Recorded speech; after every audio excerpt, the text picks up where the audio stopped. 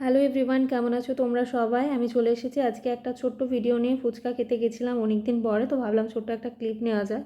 তো ফুচকা খাওয়ার তীব্র ইচ্ছে নিয়ে আমি জাস্ট আর দাঁড়িয়ে থাকতে পারছিলাম না, কিন্তু কাকু এখানে ব্যস্ত ছিল, অন্য কাউকে কিছু একটা বানিয়ে দিচ্ছিল। আমি জাস্ট অস্থির হয়ে যাচ্ছিলাম, এবার আমাকে ফুচকাটা জলদি বানিয়ে দাও।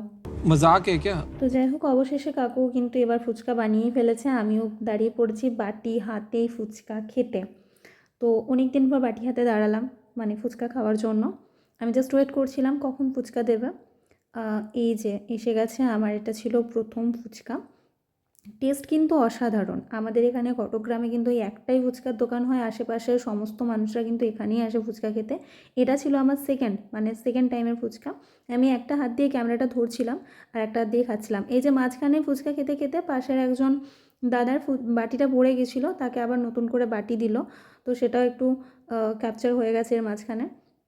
ফুচকার অসাধারণ টেস্ট, মানে অসম্ভব সুন্দর। আর এই যে কাকু ফুচকা বানাই, এটা কিন্তু আমার একটা বন্ধু নয়, বান্ধবীর বাবা।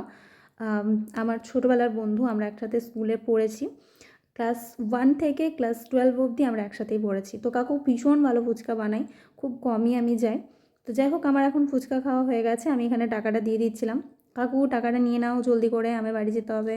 তারপর মনে পড়লো যে না, এখন বাড়ি গেলে চলবে না, আরও কিছু খেতে হবে। তো আমি জাস্ট ভাবছিলাম কী খাওয়া যায়, কী খাওয়া যায়, কী খাওয়া যায়। अभी मजा आएगा ना भिड़ो। বাড়ি আসার পথে এখানে একটা চায়ের দোকান পড়ে, মানে খুব ভালো পকোড়া বেগুনি এসব বানায়। তো আসার সময় ভাবলাম একটু পকোড়া নেওয়া যাক।